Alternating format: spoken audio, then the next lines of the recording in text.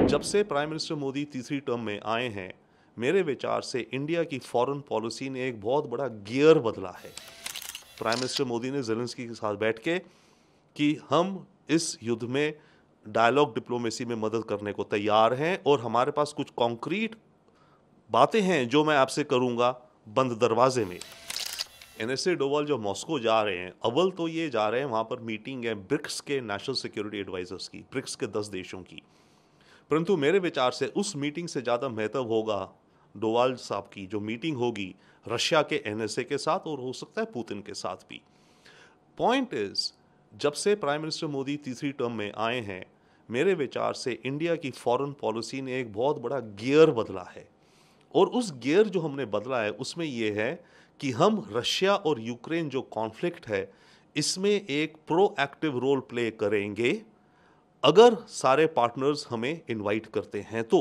और इस बात को हमने डंके की चोट पे कह दिया है प्राइम मिनिस्टर मोदी ने ज़ेलेंस्की के साथ बैठ के कि हम इस युद्ध में डायलॉग डिप्लोमेसी में मदद करने को तैयार हैं और हमारे पास कुछ कॉन्क्रीट बातें हैं जो मैं आपसे करूंगा बंद दरवाजे में।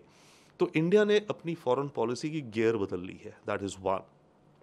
अब उसी कड़ी में आगे कदम भी तो बढ़ेंगे।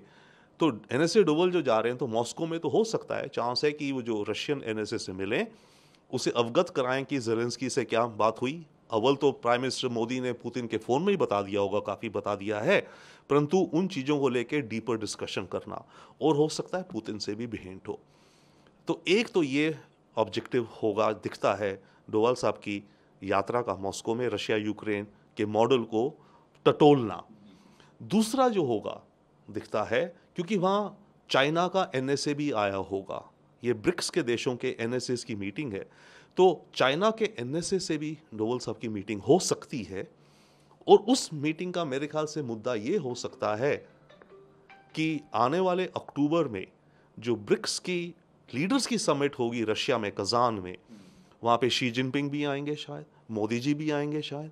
तो क्या वहां मोदी जी और शी जिनपिंग का एक सिट डाउन बायलैटरल मीटिंग हो सके, उसकी शायद डिस्कशन भी हो सकती है, होमवर्क भी हो सकता है। और अगर भारत को दिखे कि हाँ माहौल अनुकूल है कि एक बायलैटरल करा जाए शी जिनपिंग के साथ, तो उसकी तैयारी या उसको टटोलना वंस अगेन एनएसए डोवाल का मेरे ख्याल से एक ये दूसरा ऑब्जेक्टिव होगा।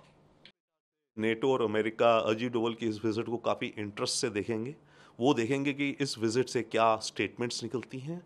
On the one hand America और नेटो कहने को तो खुश हैं कि हाँ भारत अब एक एक्टिव रोल प्ले करेगा इस कॉन्फ्लिक्ट को रुकवाने में, इस कॉन्फ्लिक्ट की सीज फायर में। परंतु बात यह है कि अमेरिका और नेटो तो चाहते हैं ये युद्ध रुके, परंतु उनकी शर्तों पे। और वो ये चाहते हैं कि भारत जाके पुतिन को बोले कि भाई तुम ये जो शर्तें हैं मान जाओ।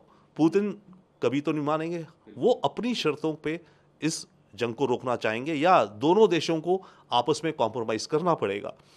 तो अव्वल अमेरिका और नेटो कुछ खुश भी हैं कि भारत एक एक्टिव रोल प्ले कर रहा है जो वो चाहते थे बड़े लंबे समय से। परंतु दूसरी बात ये भी है कि वो थोड़ा थ्रेटेंड भी फील करेंगे, उन्हें थोड़ा खतरा भी दिखता है। क्योंकि अगर भारत का रोल बड़ा हो गया इस कॉन्फ्लिक्ट को रिजॉल्व करवाने में, तो अब तक तो ये अमेरिका और वेस्टर्न कंट्रीज की चौधरीगिरी होती थी, कहीं बड़े जो युद्ध हो रहे हैं उनको रुकवाने में वो मध्यस्थता करते थे, अमेरिका, स्विट्जरलैंड, नॉर्वे इत्यादि, राइट। अब यहाँ पर पुतिन भी कह रहे हैं कि भारत जैसा देश, एंड उन्होंने चाइना भी कहा, ये युद्ध रुकवा सकते हैं। तो ये दोनों देश, भारत और चाइना, एशिया के देश हैं। तो पुतिन इंडिकेट कर रहे हैं कि दुनिया का पावर सेंटर शिफ्ट हो रहा है टुवर्ड्स एशिया, और एशिया में मेरे जो अच्छे दोस्त हैं वो इस युद्ध को रुकवाने में मदद कर सकते हैं। इसके चलते वेस्ट को थोड़ी परेशानी भी होगी।